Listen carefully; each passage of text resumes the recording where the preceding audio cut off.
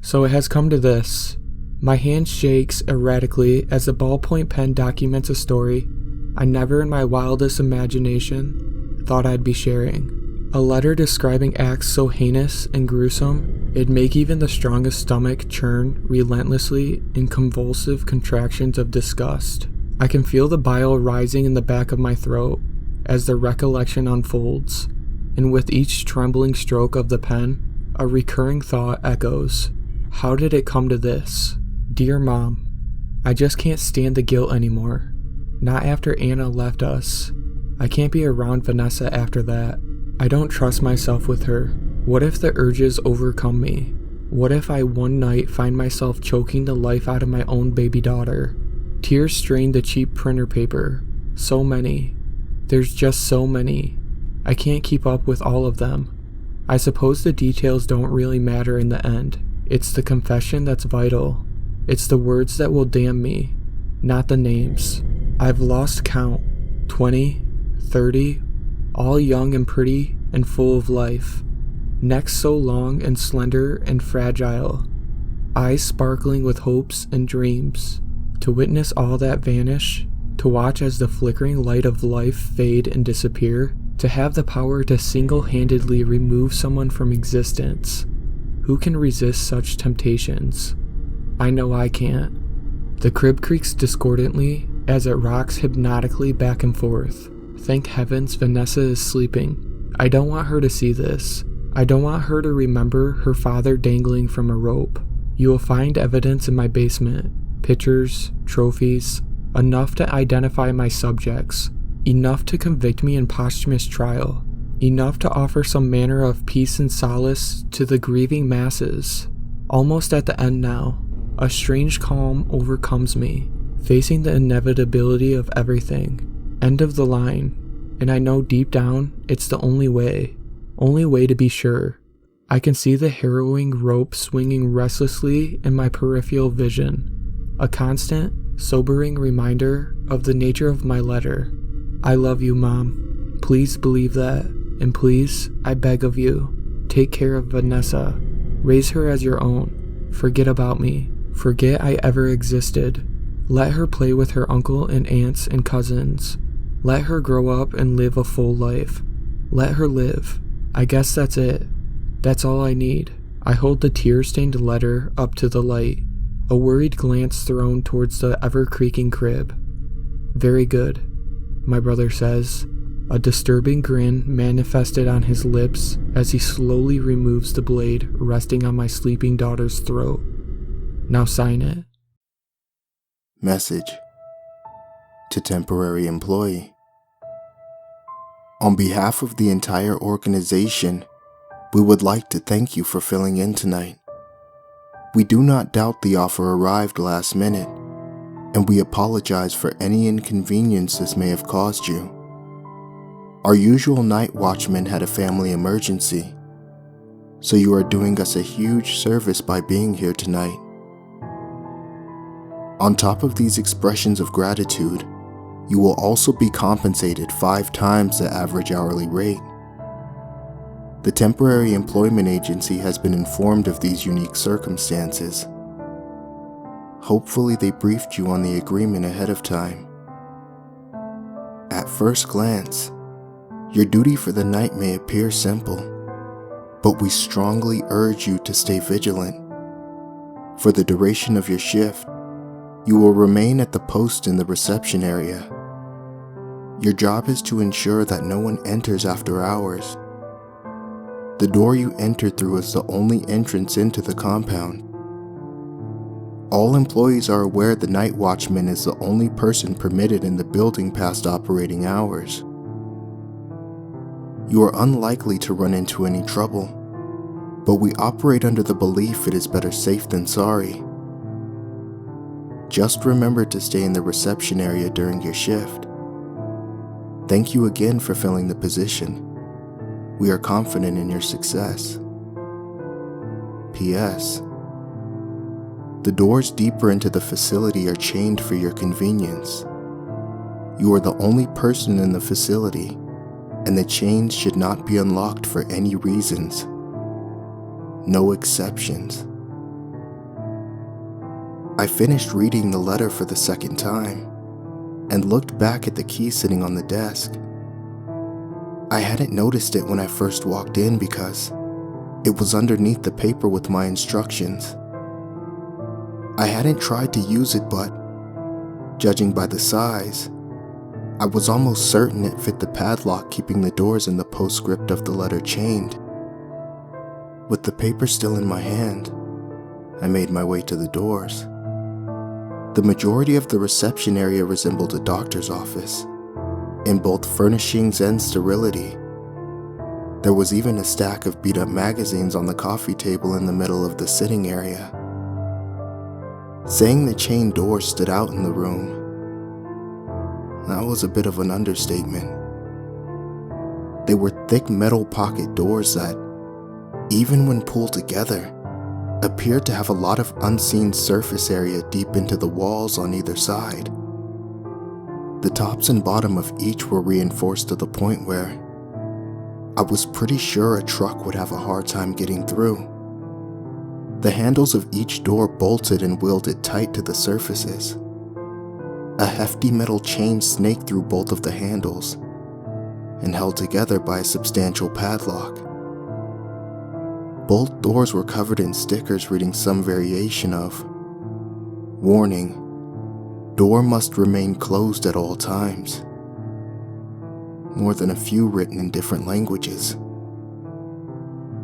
For a short time, I stood in front of the massive doors before returning my attention to the key on the desk.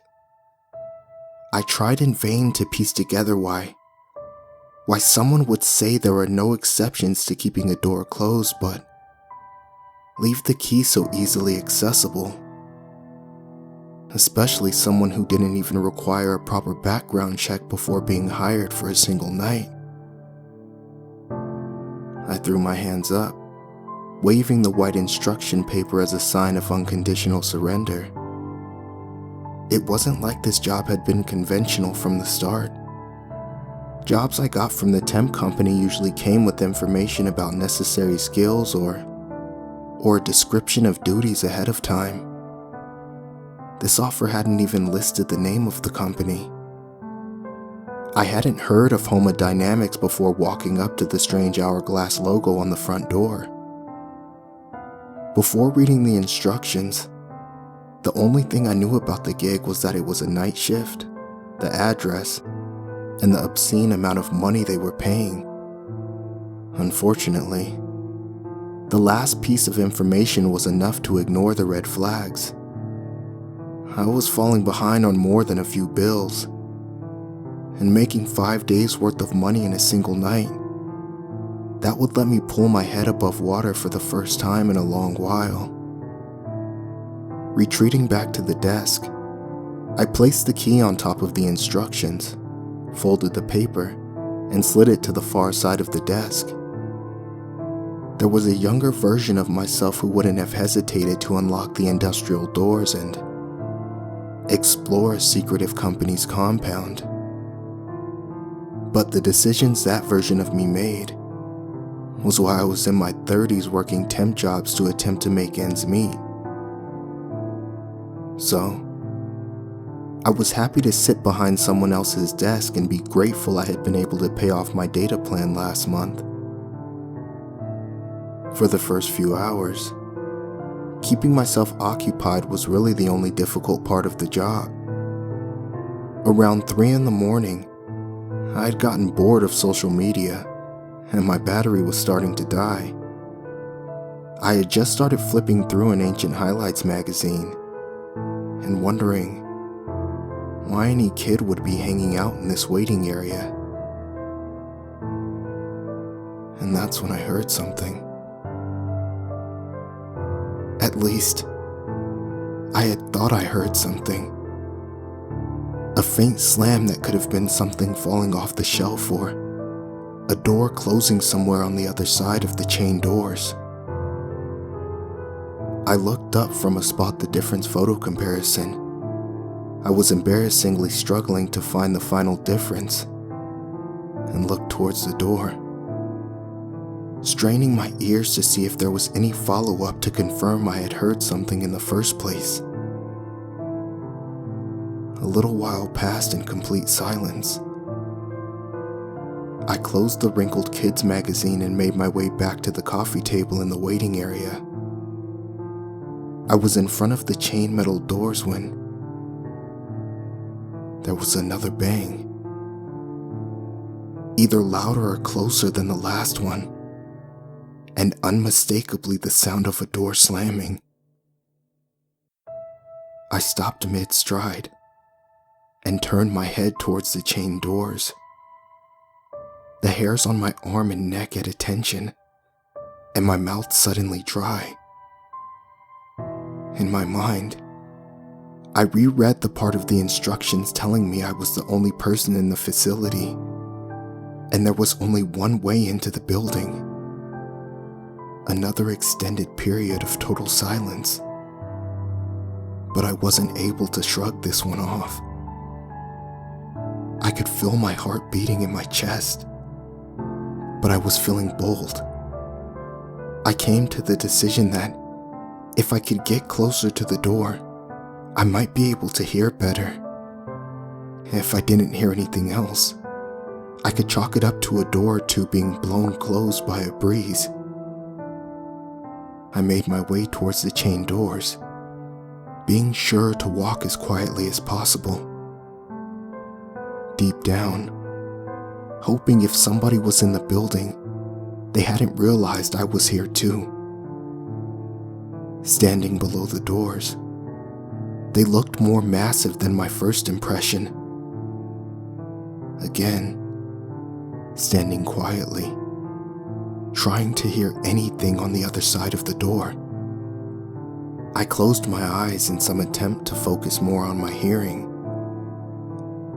There wasn't another slamming door, but a few times, I thought I heard something. A repetitive soft tapping, just at the edge of my range of hearing. But it was possible my mind was playing tricks on me. I understood what needed to be done. With my eyes still closed, I carefully put my ear against the cold metal door. I kept my breathing shallow and steady, to not pollute my ears with any extra noise.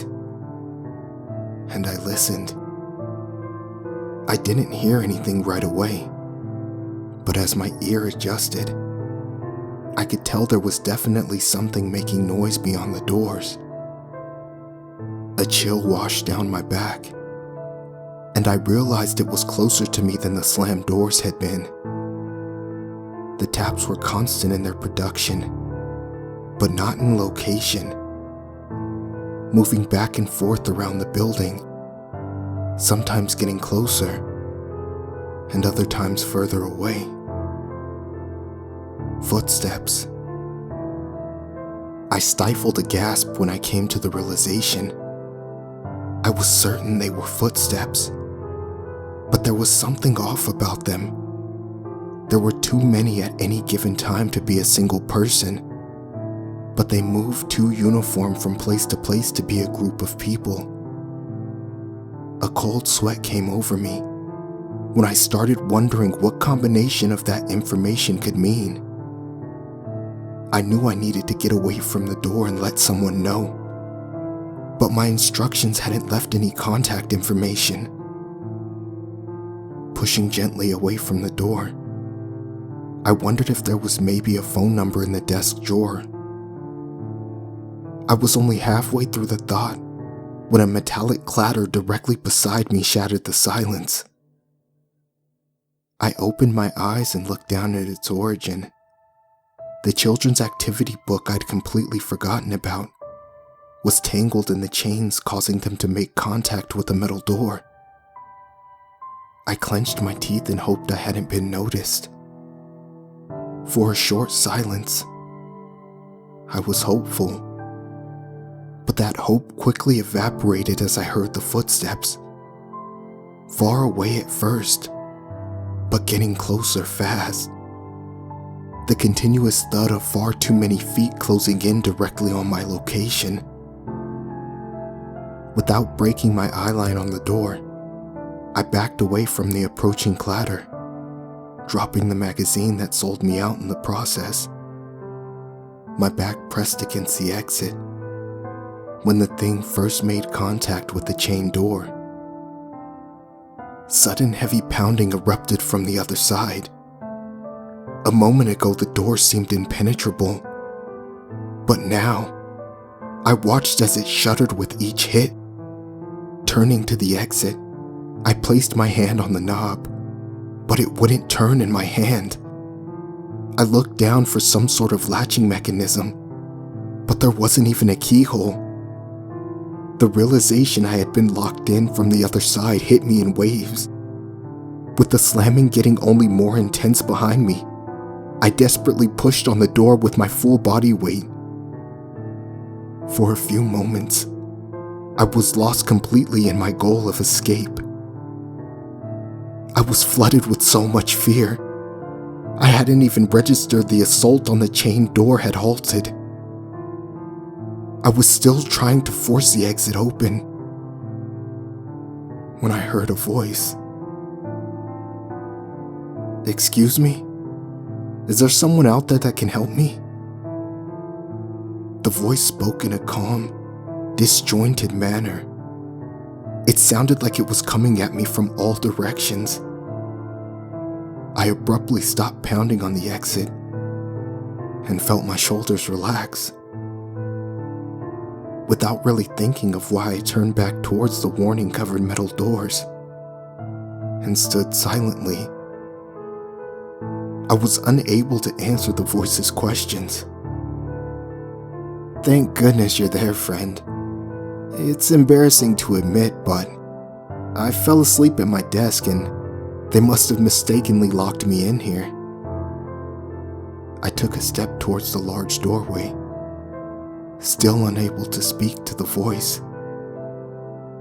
But for some reason, that inability didn't seem very important. "I'm gonna guess you aren't the usual guy. I apologize if I gave you a scare, friend. Would you mind doing me a huge favor and grab that key off the desk beside you?" I continued to slowly move towards the chain doorway, but I veered a little to my right towards the reception desk when he said this, my hand hovering over the folded paper where I had left the key. What a wild situation, right, friend? Usually I'd just wait for the workday to start, but my phone is dead. I bet the wife and kids are worried sick about me. Just go ahead and grab that key. My attention's still on the door.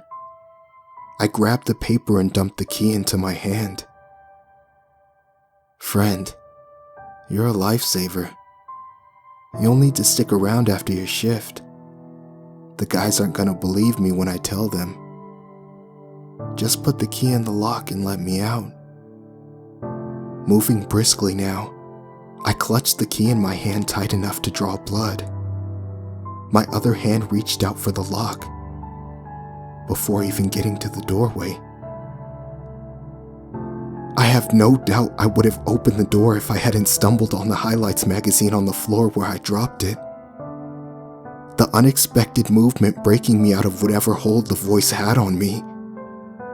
I winced as a sudden explosion of pain entered my head. "Friend, come on now. I just need you to put the key in the lock and let me out. Don't make me wait here all night. I'm starting to get hungry." The voice sounded less casual, and now held an undertone that was decidedly less human than before. Still, I could feel it washing over me again, and I felt the need to unlock the door. So I did the only thing I could do. I lightly slid the key between the crack where the pocket doors emerged from the wall.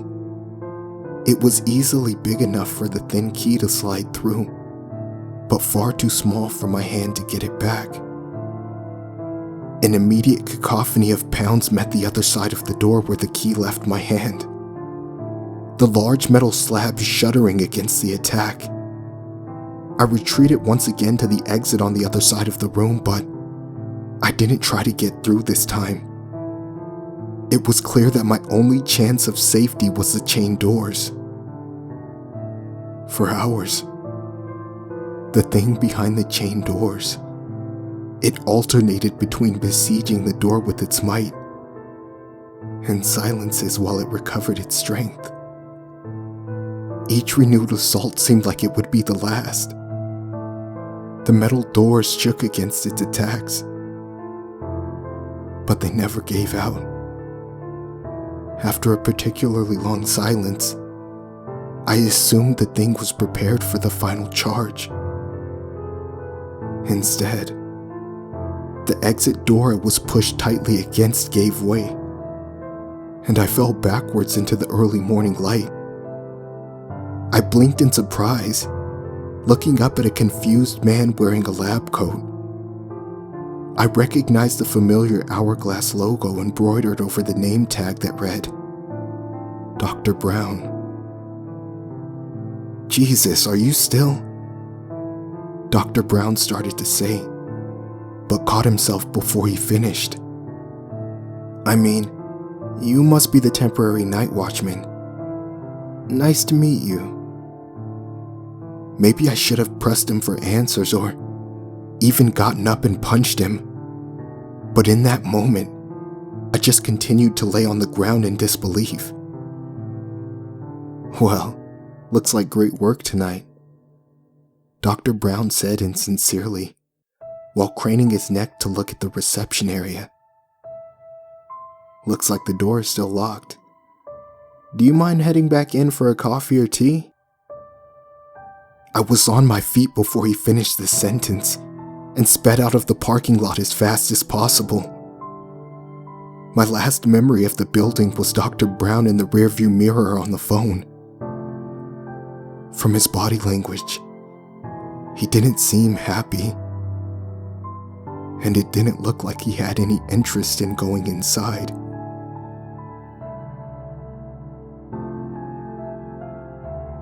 His eyes are golden. They look like that of a toad. They shine in the darkness. That was the first thing I saw of him. 2 glowing dots shimmering in the pitch black space under my new bed. It was a large canopy bed with pink curtains. My parents and I had just moved the day before, and my dad had immediately assembled it in my room. Him and my mom had prepared the whole room for me. They had built up closets, cupboards, and a desk. All furniture was of a pleasant pastel purple color. It was the first night I would spend in this beautiful new room, and I already loved it to bits. Still, the gold dots stood out to me. So I got on all fours and crept up to the bed to look underneath it.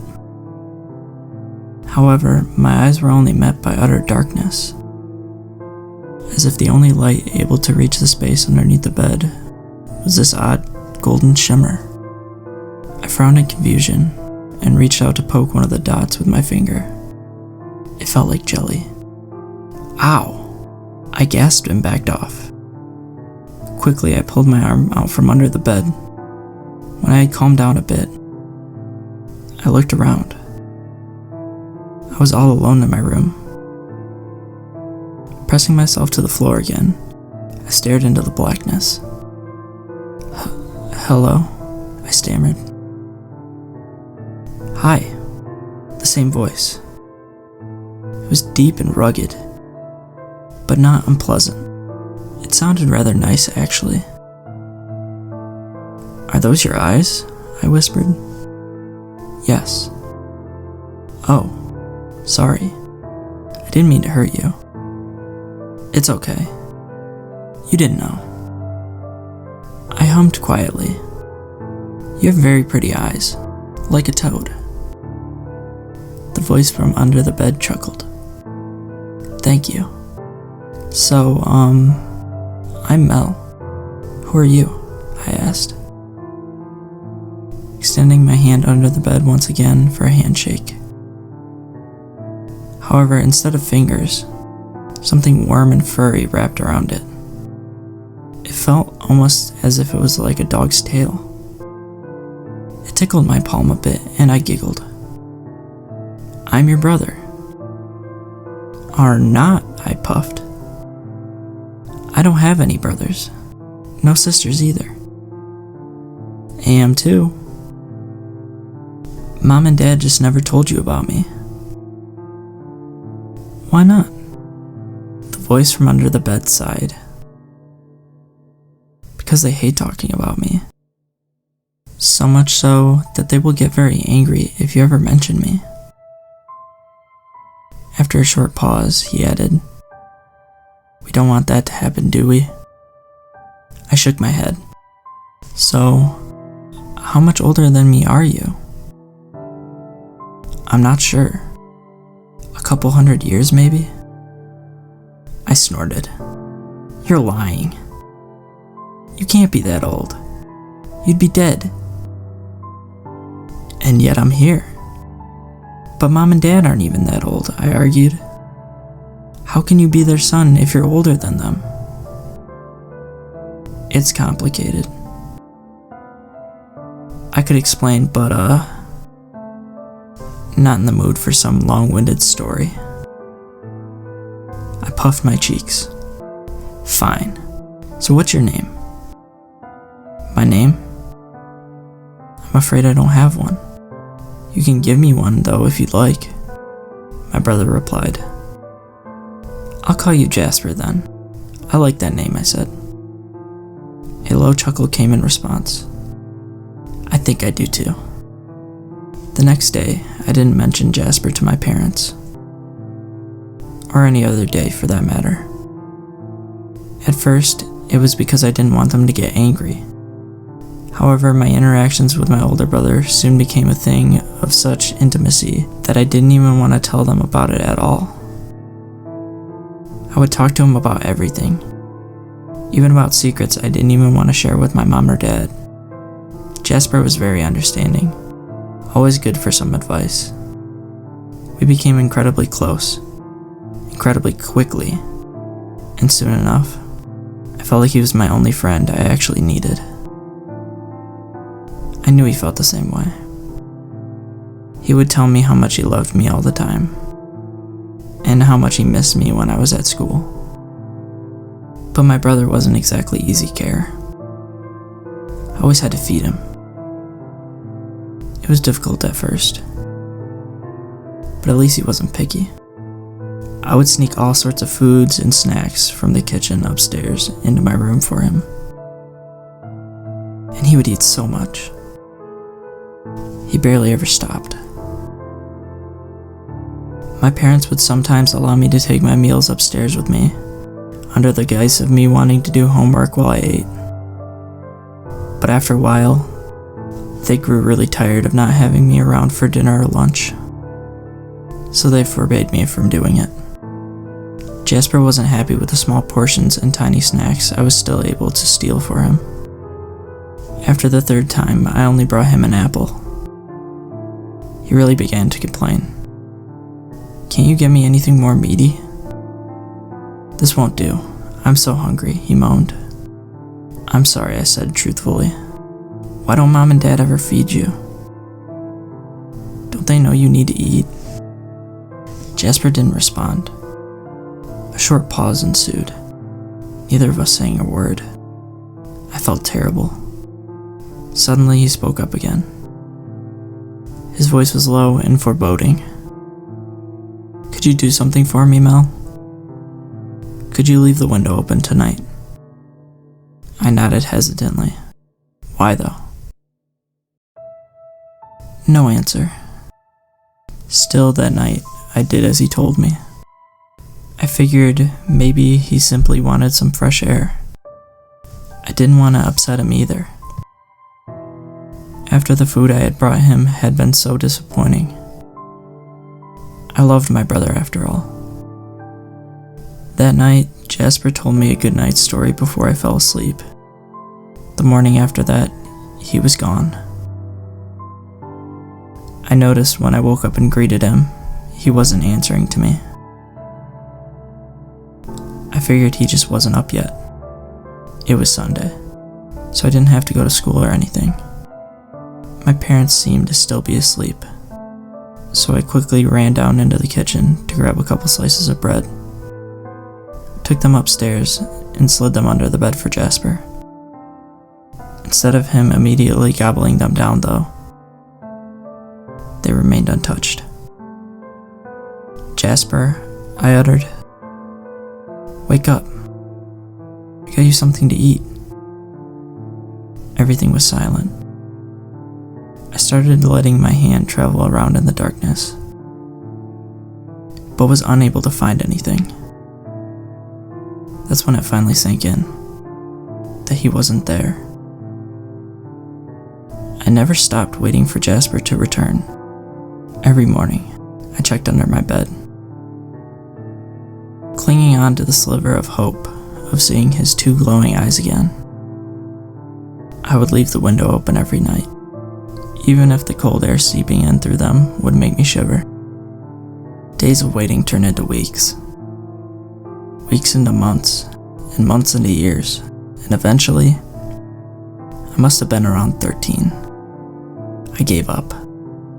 I left my secret brother behind, and with him all the times I had cried myself to sleep, caught a cold because of the open window, and checked the space under the bed in vain. It was around that time that I began to doubt his existence in its entirety. I figured Jasper had been nothing but an imaginary friend. A specter a lonely child's mind had conjured up and discarded once it had grown useless. Deep down, I must have known I was merely lying to myself. But I liked this conclusion better than the alternative. Believing I had gotten rid of something with the same worth of a once beloved childhood toy was better than knowing I had been abandoned. The missing persons report and cases of people being found mauled in the surrounding neighborhood simply didn't register with me.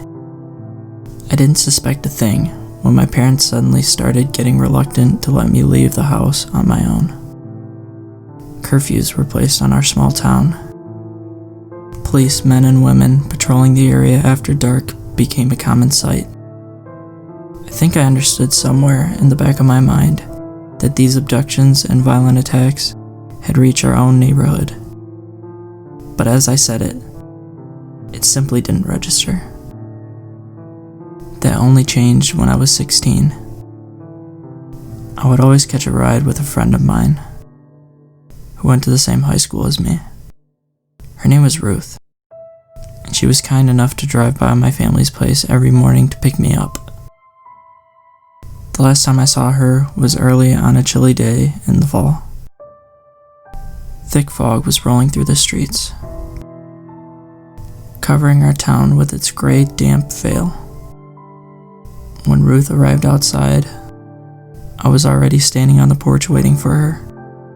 Her car's red paint was shining through the fog, becoming brighter and brighter as I walked towards her. I climbed in on the passenger side and wrapped my arms around my backpack, which was resting on my lap. I exchanged a few words of greeting with Ruth before we set off. She had driven very slowly and carefully due to the fog, causing us to arrive at school about 10 minutes late. I thanked her for the ride, as always. She said it was no big deal. And then our ways parted in the main hallway.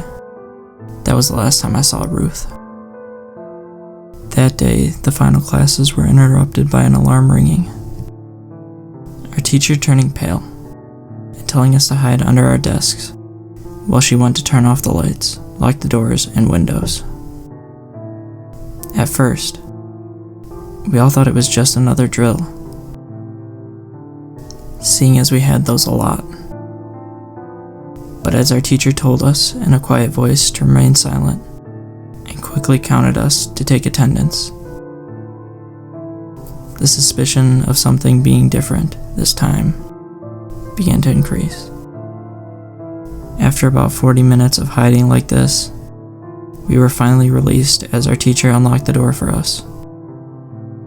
Her parents had been informed already, and apparently, during these 40 minutes, the police had been called and searched through the building. None of us knew why though, just yet. My parents picked me up from school right away. My mom explained on the car ride home. She was sitting in the back with me. Something she must have planned in advance, so she could hold me while I cried. Ruth had wandered off to the back of the school building to sneak a cigarette during the last break. When she hadn't returned to her classroom though, a teacher had sent out another student to go look for her. They found the remains of her body behind the school gym in a pool of blood. Next to her bag, a lighter and a box of smokes. This was the final straw for my mom and dad to decide to leave our hometown. We moved to a suburban neighborhood pretty far away. I had to change schools, but that wasn't too much of a bother. Ruth's death had left me frightened and sad. She had been a close friend of mine for years. I had simply wanted to get away from it all, I guess. The new place was nice. It's where I graduated. I got my first job at a gas station and my first apartment. Living on my own was great. I remember I enjoyed it from the very start. I was doing okay for myself. I was fine. Until everything changed this morning. I had the night shift at work yesterday. It ended at around 3 in the morning, which is when I headed out. The sun wasn't about to rise yet, so the streets were dark and empty. Apart from a group of 4 guys who were walking ahead of me.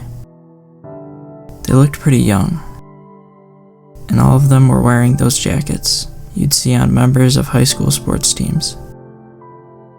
They appeared to be pretty drunk, more stumbling along the sideway than actually walking while grabbing each other by the arm from time to time to keep their balance.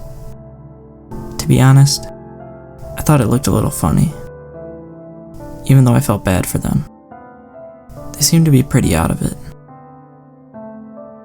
I stayed behind them, keeping my distance. That meant I had to walk rather slowly, but that was fine.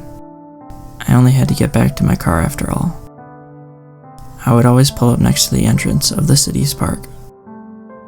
When the first tree came into sight, I let go of a quiet sigh of relief. I couldn't wait to get back home. The 4 drunk guys were still more or less blocking my path, but I knew it wouldn't be long now. We were about to pass the large maple tree when something dropped from the cave of thick foliage and landed on the ground, right in front of the 4 young men. At first, I didn't even understand what was happening.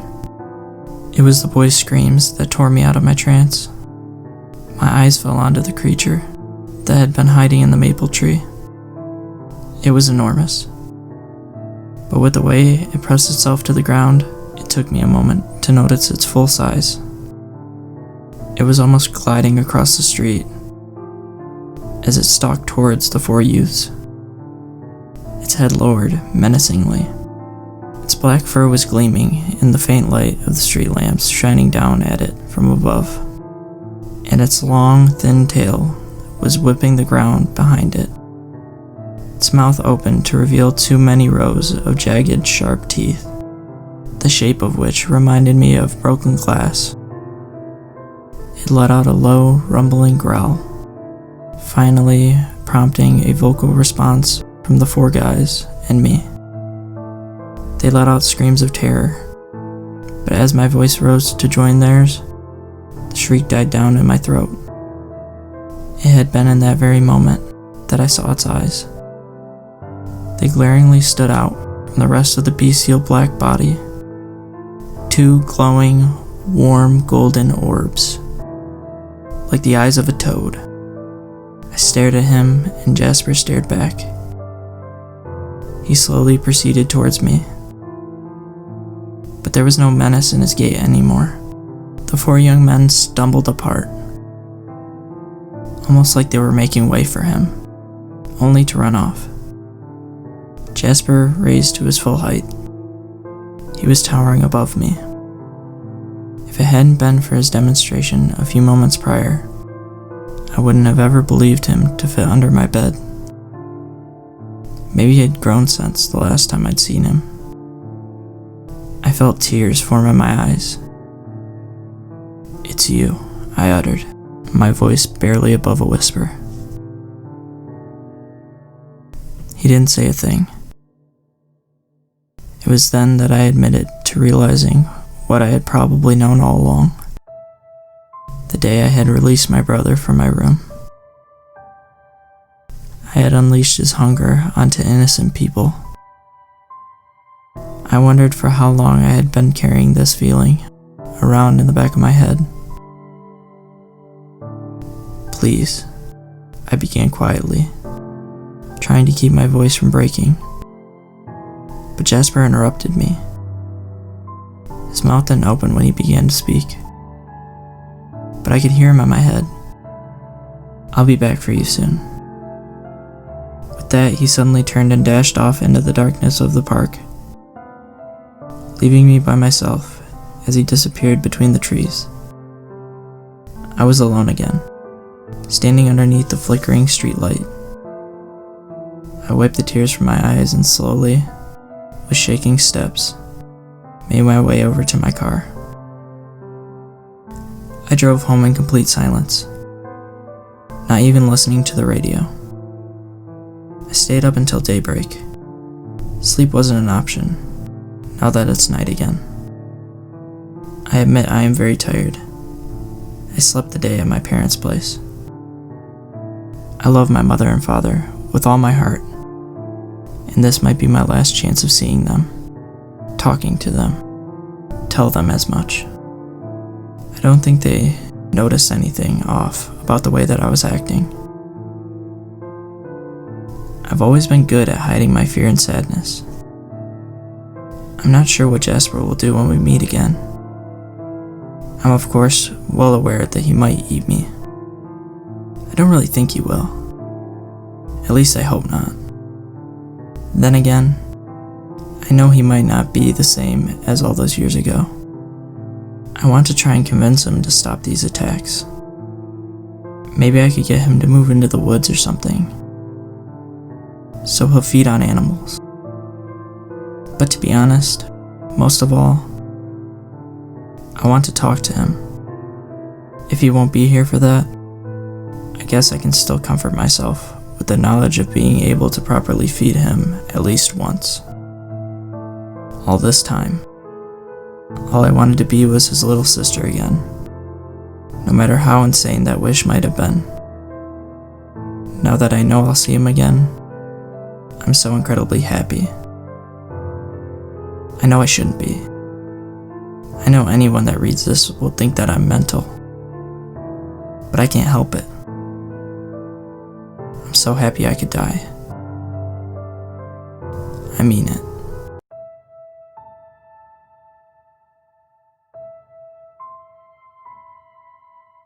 The first sighting was 6 months ago.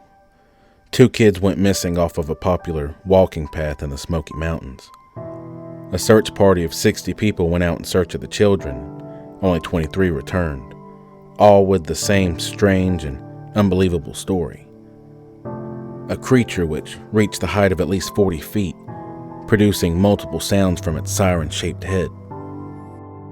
At first, many people thought it a hoax or mass hysteria, but after the authorities located the scene of the massacre, it was obvious that there was some truth to the story.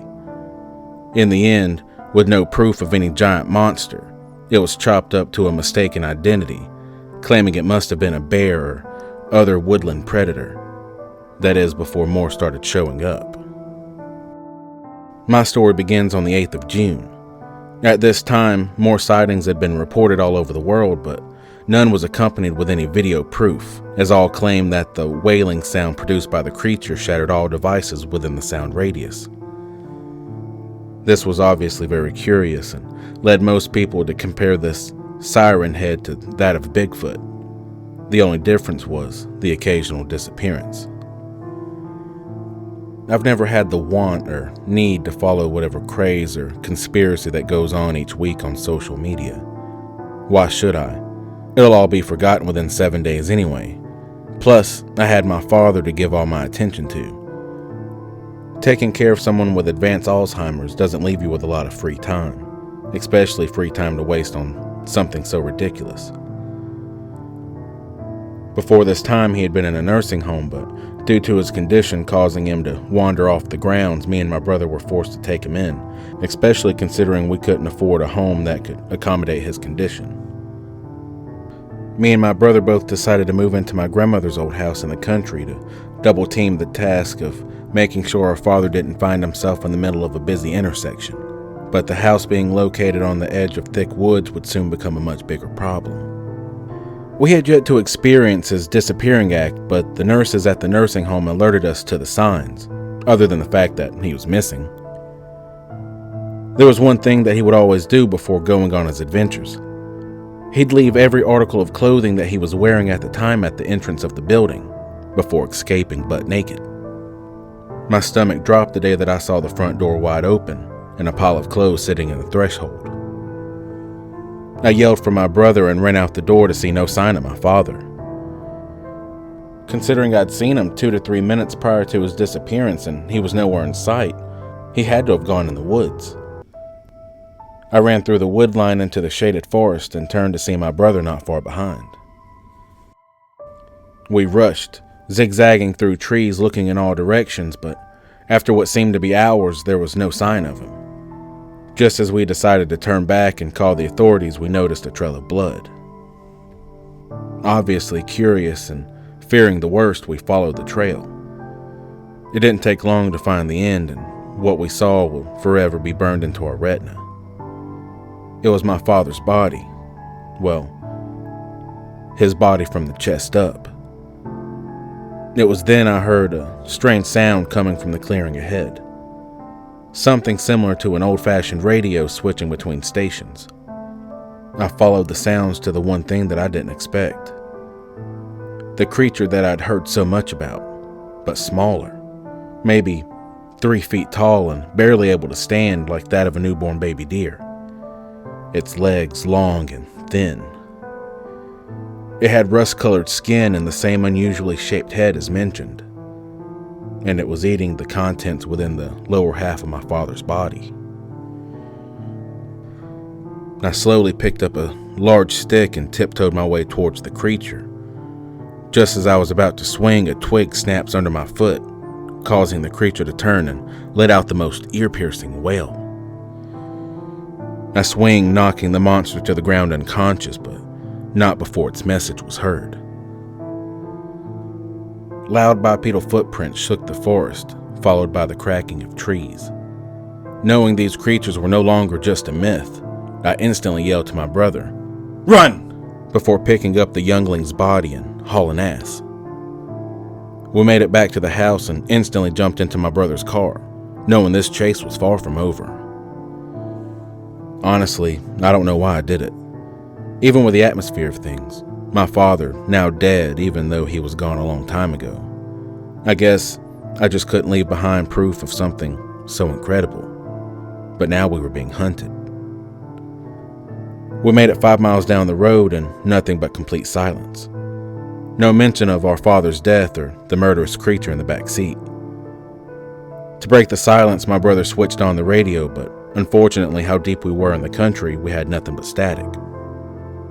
As he flipped through the channels, a frequency came through the speakers, bringing the creature back to life and with it the ear-piercing sound from earlier. I covered my ears and felt my eyeballs start to vibrate. The noise was deafening to the point that even with my ears covered, it was still unbearable.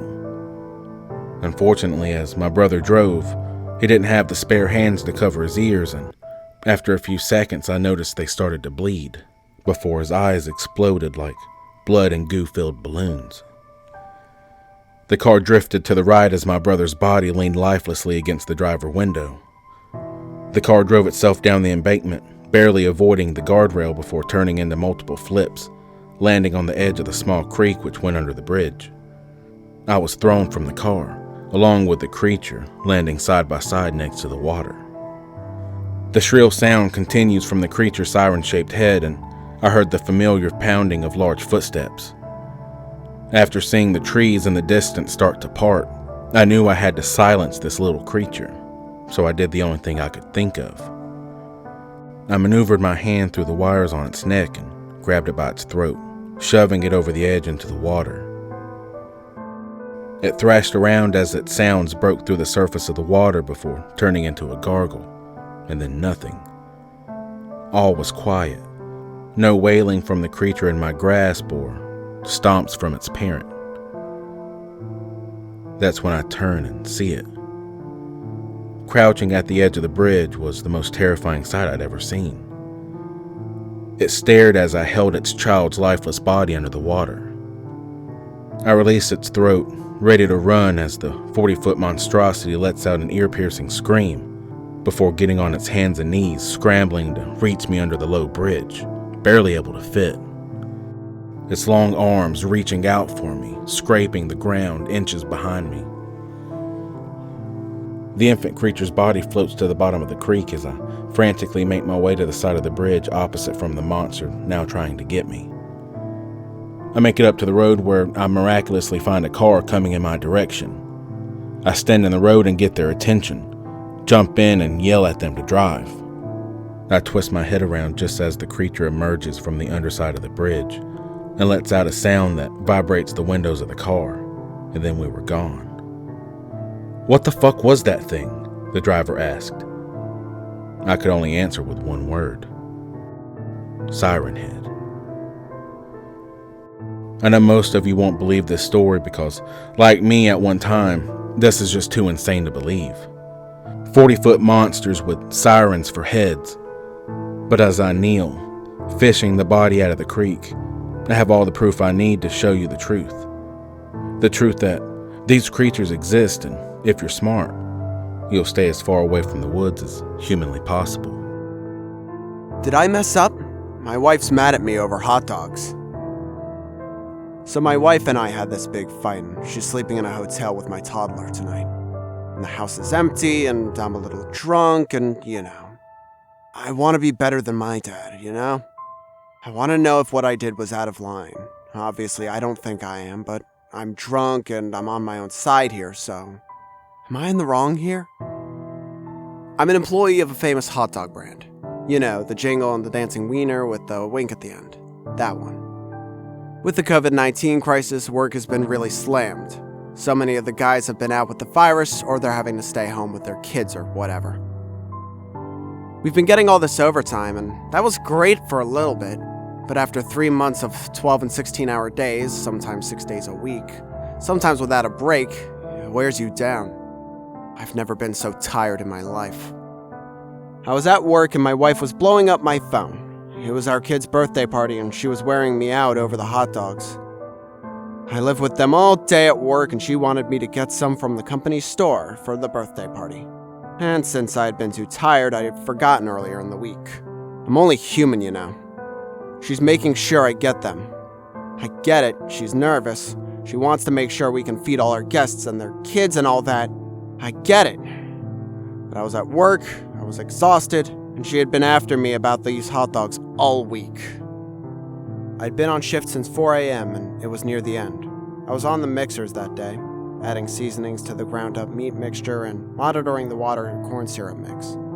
Mixers are these really powerful screw kind of looking things that stir a couple 100 pounds of densely packed chicken, cow, and pig trimmings. You add water and some corn syrup too until it's a thick paste. I was adding corn syrup when the alarms blared. Something had set off the quality control shutdown. My mixer wound to a halt, the water shutting off. I was glad, honestly, and we were close to quitting time. I'd been dumping starch and bags of salt and seasonings into a pair of whirring grinding blades all day. I pulled off my PPE and ran a hand through my sweaty hair. It was stupid long. I hadn't been to a barber in forever. The alarm was still pulsing off, on and on. I looked around for the first time and shit, I don't remember. I'd been at work so much I felt like I was a robot, just a part of the machinery. I don't know why they hadn't automated my part of the process yet. I was looking around for Benji. He was an old fella, almost retirement age. He was one of the few other people who needed the money or didn't have anyone to worry about or whatever, so he was still at work despite all the corona bullshit. I didn't see him at a station. He probably went to go see what was going on with the QC alarm too. I walked through the plant following the pipes and alarm sound until I got to the other side of the emulsifier. The mix looked off, that I could tell right away. It smelled a little weird too, fresher almost. The mix, usually a pale, silly putty peach color, was warmer, redder. I saw my supervisor on the line, standing next to the machine that filled the skins with the emulsified mixture. His name was Jay. "What's up?" I asked. "You seeing this shit?" he said, waving his hand at the mix. "Yeah, looks weird," I said. He looked at me like I was crazy or sick or something. "It looks like pork hot dogs is what it looks like. You seen Benji?" Something about Jay's tone got me on edge. "Why? What's up?" Jay shook his head. "He fell into his goddamn mixer is what? You're looking at people dog mix." My stomach turned over, but some wild asshole part of my brain was so glad that it happened. It meant a shutdown, at least a week, maybe longer. Shit, they might close the plant because of this crisis and furlough me. And then I was overwhelmed with exhaustion and a kind of vague guilt. I didn't really know Benji. Felt bad that I hadn't spoken to him much, and was him falling in my fault? I didn't look up from my mixer. I never checked on him. But shit, we never did that. It's someone else's job. Fuck. Yeah, fuck. Did he, I don't know, fall asleep? Jay looked at me again. "I should be fucking asking you that. Go home, you're done for today." "Shit, we all are," said Jay.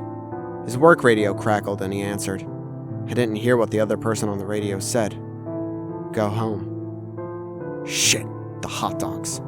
The oven where the hot dogs are smoked and moved down the line to packaging paralleled the route I took to get out of the building. It was hard not to look at the dangling meats and wonder which part had Benji's teeth, which part was tongue. Could you open one up and find a finger from his glove? My phone buzzed in my pocket. I looked. "Did you get the hot dogs?" I lost it. It was too much. I'd been working for fucking forever, and a coworker just got chewed up and turned into fucking frankfurters. I got down to packaging. A friend of mine, Zach, was working in packaging. He was cutting dogs off the hangers and throwing them into a garbage can marked with a biohazard sign. "You gotta clean the whole line off?" "Yeah," said Zach. "Fucking sucks, but double time. I guess it's worth it." I looked at the packaged hot dogs. "You know if these are any good?" Zach looked at me from the side while he got the dogs down. "You serious? They're just gonna toss it all out, even if they don't have anything wrong with them?" I said. "I need a case for a party." Zach kept his eyes on the dangling hot dogs. "Do whatever, man. It's all just shit this year anyway." I walked to the end of the line and got a case worth of packaged hot dogs. They didn't look like they had that off color the dogs up the line had. I was ready to go home. I cooked them up and they didn't smell off. They didn't taste any different. My heart was in my throat the whole cookout, but no one screamed or pulled a fingernail out of their hot dog or anything. It was probably fine, right? My wife found out when my friend's wife called over to talk about furlough and meal planning. So that's when she started screaming at me like a crazy person and took our kid and left. There's the story. I think she overreacted. I am a correctional officer at a huge prison. Where the prisoners sleep, we call them dorms. Each dorm can hold up to 138 to 288 inmates at one time, all depending on the type of dorm. It was me and another officer on duty that night. Our dorm only had 12 inmates in it at that time. It was the 3:30 count. I went down inside quad 1, and up on the upper row, we had all 12 inmates in one area. All the inmates' rooms were locked and closed, and the room light is on, and the inmates must be dressed and sitting up on their bunks. I counted each room and kept getting 13 inmates. I went back to the officer's station. My count was wrong. I then proceeded to recount and kept getting 13 inmates. My count was still wrong. At this time, I switched with my fellow officer so he could verify my count. He came back baffled because he counted 13 as well. We both knew we had to be wrong because our dorm count was only 12. We went by procedure and called the dorm next to us. They sent one of their officers to verify our count. The other dorm officer went down and counted. When he came back up, he stated he counted only 12 inmates. We turned in our count. After the officer left, my dorm officer and I talked about the strange experience. We knew that the 13th inmate had to be a ghost. That's another encounter of a haunting experience.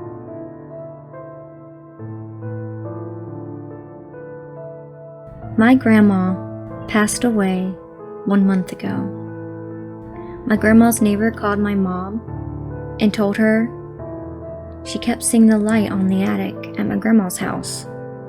The next day, my stepdad went over to my grandma's to check it out. He came back and said it was not on.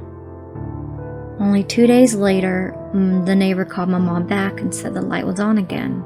My stepdad went back to my grandma's and decided to check if there was any faulty wiring. He could not find anything wrong. He tested the light as much as he could, and everything seemed okay. The neighbor called my mom for the 3rd time, saying the light was back on. And by this time, it's getting really creepy. My stepdad said that, well, that's impossible, because the last time I was there, I removed the light bulb. Another experience with my grandma is when my ex-boyfriend said he saw an old lady walk into the kitchen. I asked him what was she wearing. He said a robe or a gown that was white with little pink flowers. This made me have chills all over my body. I looked at him and said, "You just saw my grandma." But the thing is, she passed away a year ago.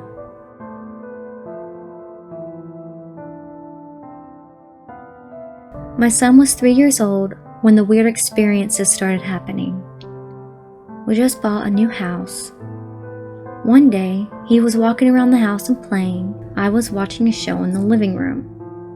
I kept hearing something clanking loudly, and I just kind of shrugged and thought maybe my son is playing with pots and pans in the kitchen on our tile floor. But then I heard this big swooshing sound. I got up to go check on him, and in our dining room, we have a 70-gallon fish tank. When I got to my son, the entire room was flooded. It was something out of a movie. I called my husband at work, freaking out. I didn't know what to do, how to clean up all that water. I noticed my son had a mag light flashlight in his hands. I took it away. I asked him what he was doing, and he said, "The man told me to do it." This made me feel nervous. I have always felt someone was watching me in the house. I questioned how a 3-year-old has the strength to break a very big, thick glassed fish tank. I could not compute the situation. The second creepy thing that happened was in front of my sister. And it was at my sister's house, not mine. My sister was babysitting my son one night. She said she found him staring at the back door. She told him to come and play. At this moment, he started waving at the back door. So she said this really kind of creeped her out. And she asked him, "What are you waving at?" He replied, "The man." My sister said she started asking more questions because she was curious. She asked, was he a big man like Daddy or a boy like you? He said, "A boy like me." She asked him, "Where is this boy?" And that's when he pointed up to the night sky area out the window. She told my son to say goodbye. My son looked up and said, "You can't come in. I have to go now. Bye." Then he waved and ran into the other room to play. When I picked up my son, my sister told me all that happened. I told her, "See, I told you something weird was going on." instance that happened was he would look up and point into the corner of his ceiling in his room, and he said that he saw a black thing up there. My husband and I had enough with the visitor tormenting us and my child. We sat at the end of my son's bed in his bedroom and prayed. We did a prayer for protection. I talked to the entity out loud, saying, "You're not welcome here. You had died, and it's time to go into the light. Please do not bother us or my son ever again." I know this might sound cliche, but a couple minutes later, it felt like a weight in this smothering sensation was lifted off my entire house. And ever since then, we have not had any issues with that spirit bothering my child. I found myself in the woods behind my home. A story by Weird Bryce Guy. Since it will become obvious soon enough as I recount my experience, I'll go ahead and admit that I had gone to the woods to kill myself. Sometime earlier, well before my inspiration for suicide, I had heard that some animals slink away from their dwellings or packs to be alone during their final moments. I suppose that this fact, well, true or not, had compelled me to also leave my home, venture into the woods, and take my own life. The actual reason behind my desire to die is irrelevant and would take too much time to explain anyway. It's no longer present within my heart, and I want only to live peacefully for as long as nature and God would allow. The reason for this change of heart and the experience which I've decided to share is very terrible. If you aren't someone who can tolerate grimness, I suggest you stop listening now. Perhaps go read or watch something lighthearted, or skip to the next story. But if you're interested in a story I have to tell, and if you can steel yourself against dreadful and macabre, by all means get comfortable and listen. As I mentioned, I wanted to die, and I decided the best place to carry out the deed was in the heart of the woods behind my house, which is densely vegetated, being ignored and untended by both the inhabitants of the neighborhood and those who service it. I figured that I could not only commit the act there, but that my body would also be left undiscovered for quite some time, if ever. There were no real paths that led through it, and the uneven and weed-choked terrain prevented it from being a reasonable shortcut through the neighborhood. During the summer, it was a den of ticks, snakes, and other things you wouldn't want to come across. A perfect place for an uninterrupted suicide. After several minutes of bushwhacking, although I avoided making my route too clear, I came to a spot where I could see myself comfortably coming to an end. It wasn't really a clearing, but the undergrowth was lower there, bowed beneath a tree. Couldn't begin to tell you the species, and the enclosing foliage was not as unappealing in appearance as others I had passed. I won't call it tranquil, it was still ugly and wild, but it was the best I figured I would find. I had brought a knife with me, preferring something silent, even though I owned guns. I had no one to say goodbye to and was mortally determined to carry out the act, so without any sort of preamble, I sat against the tree and brought the blade across my throat. I wouldn't go into detail about the sensation, it still unsettles me, but I will say that had I thought to bring a gun, I would have hasted my death, regardless of who would have heard the shot. As I sat against the trunk of the tree, my throat leaking into a fountain, I noticed the flowers and leaves above me seemed to lean towards my body. Vines sprang from the ground as animate as snakes and curled themselves around my ankles. I heard the groaning of branches overhead and saw their shadows move oddly on the ground, as if they strained downward.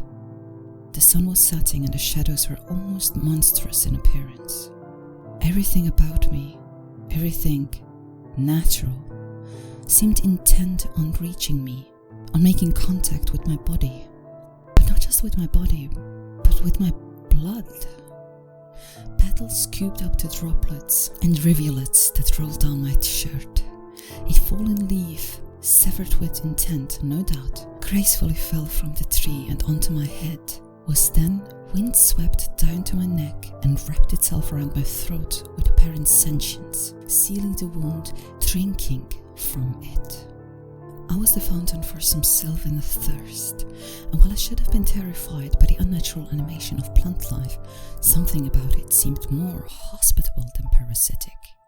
I did not feel drained, despite having the sensation that something was being taken from me. There was no lightheadedness, nor bodily fatigue. The pain in my neck soon ebbed away, and I was left only with a tickling feeling as the leaf hungrily pulsated over the wound.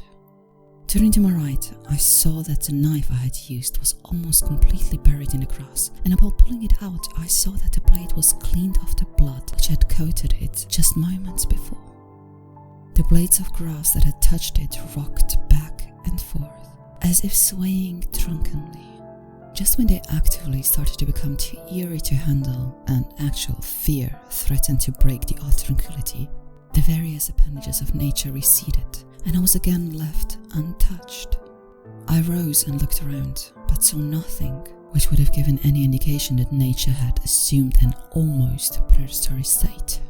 I examined myself and noted no punctures or wounds, which would have been evidence of the vampiric action I had witnessed and felt. I was confused, and while the desire for death hadn't yet left me, curiosity had taken a momentary hold of my mind, and I wanted to learn about the phenomenon, if it had actually happened, before fully committing myself to the soil. The desire to know, regardless of the information sought, always seems more powerful than any other conflicting impulse. I was about to make my way out of the woods and return home when I saw someone standing not far ahead. In the diminishing sunlight, I could still discern more than their physical form, and saw that they were totally naked.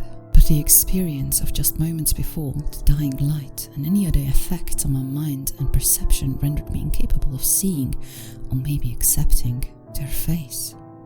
I had unintentionally gone towards them, and upon coming within a few feet of the spot at which they stood, finally saw their identity. It was my face, and when I closely looked over the rest of them, my body as well. This copy turned to me, smiled, and with a dual arm gesture, indicating the spread of wood around us, for some reason I couldn't tell, it didn't speak, but continued smiling as if waiting for me to come to some revelation regarding her presence. I looked around, but saw nothing that I hadn't seen before.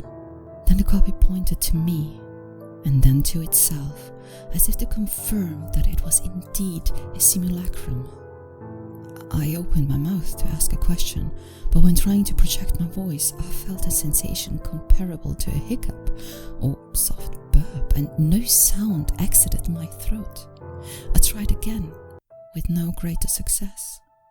For some reason, I couldn't speak. The copy smiled sympathetically, then came towards me. Before I could act, offensively or defensively, I doubt in that moment I would have been able to think of the appropriate action, it seized my wrist and removed the knife I'd still held in my hand. Taking the knife, still smiling, it quickly slit open my belly and stepped away. There was no pain.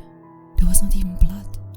Dumbfounded, I watched as leaves fell from my stomach in place of bowels. A semi-transparent fluid trickled out, like the ichor of some thick wine, but nothing resembling human viscera came out. I was horrified. I would much rather have preferred to see blood-soaked innards slip from the gash in my gut than the stuff of plants. I looked up to the copy and, despite my wound, violently recoiled, almost falling backwards at seeing its latest expression. I want to use words such as satanic, abominable, wicked, but I feel none of these accurately relate the evilness of that face. To see myself in that detestable way, it would later prevent me from ever looking into a mirror again. Without speaking, the copy mimicked the violence it had done to me on itself. It brought the blade across its belly, but instead of leaves and plant fluid, blood and the glistening surfaces of intestines peeked through the wound.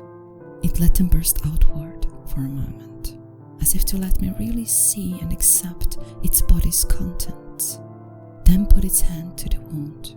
Upon taking it away, the wound was sealed. The abdominal contents back in place. Terror overtook me. During its presentation, I had put together the facts of the situation and realized that some sort of exchange had been made between the plant life and myself. My lifeblood had been extracted and used to create some ghastly facsimile. In return, I had been given the body of leaves and some water-like substance. Evidently, nature had discerned my desire for death, but decided that it would send forth its own version of me for some sort of unnatural purpose. What it was meant to do in my plant-like state, I never found out. The next few moments happened so fast I can barely recall them now with clarity as I sit at my desk. I remember an anger rising in me, an indignation at nature's gall. Sure, I had come to its domain to die, but it had no right to copy me, to continue the identity I was determined to end, even if I wouldn't have to suffer through it. Having this sudden fury, I remember lunging at the copy, tackling it to the ground, somehow snatching up the knife. I was sure that it would be stronger, and stabbing it over and over again. Then, in a moment of what I can only describe as madness, I drank from its various wounds, really sucking up the blood that spilled out. Leaving the knife sheathed in its heart, I sank my hands into the blood pooling around its body and smeared it all over myself. I scooped up some of the viscera, which had been exposed to the open air, and shoved it inside my still opened gut. It was gruesome, morbid, but in the moment it felt absolutely necessary. I returned home later that night, feeling, in a word, refreshed.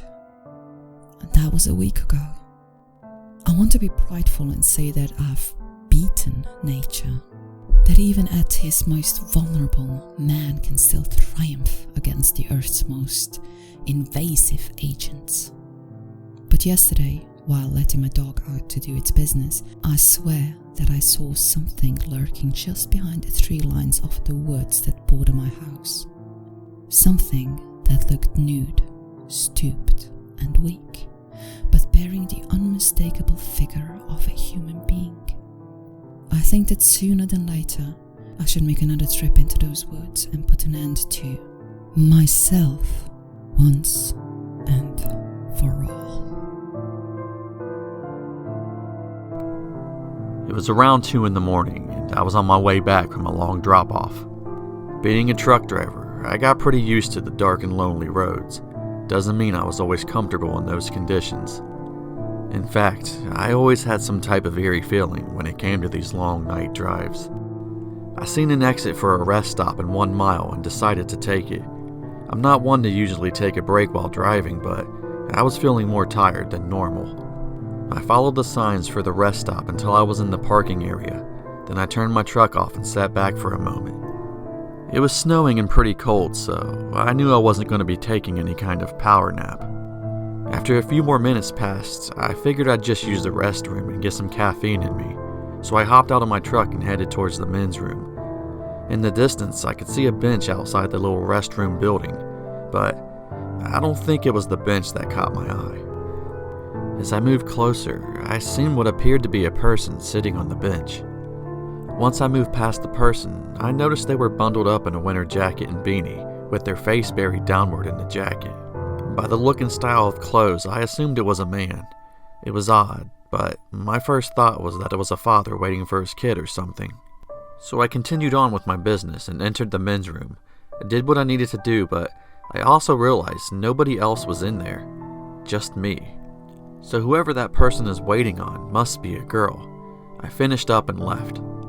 As I walked past the mysterious person, I jokingly said, "Women, they always keep you waiting, right?"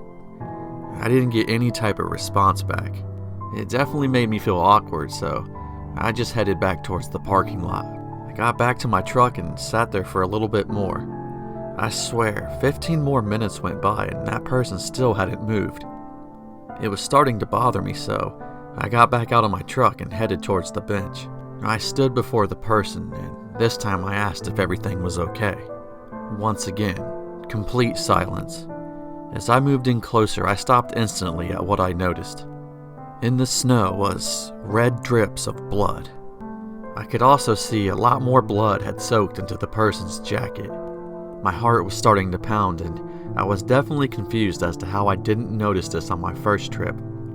I was torn between just getting the hell out of there or finding out what was going on. For some reason, I decided to proceed with investigating. I asked again if the person was okay or needed help, knowing damn well I wasn't going to get a response. Slowly and carefully, I put my hand on the person's beanie. With their head still buried downward in the jacket, I kneeled down as I lifted the person's head up a bit. As I lifted it high enough to see a face, I nearly tripped backwards. It was definitely a man, but he was no longer alive. He was murdered. There was a long cut in his throat. It literally went from one ear to the other. All I could think to do was run back to my truck. The whole time I thought I was being watched, but I made it back and immediately called the police. I explained everything that happened. They said they were sending help right away, but that I needed to stay for further information. All I wanted to do was just get the hell out of there. After processing what I just witnessed, I started getting paranoid. I don't know what was scarier, discovering a dead body or having to wait around knowing he was murdered. Which meant the killer could still be somewhere close, maybe even watching me. That wait felt like forever, but the police finally arrived, and after a lot of questioning, I was free to go. I'm not sure if the killer was ever caught, and it was kind of hard to keep up with it on local news since I lived out of state from where it happened. But that night will stay with me for the rest of my life.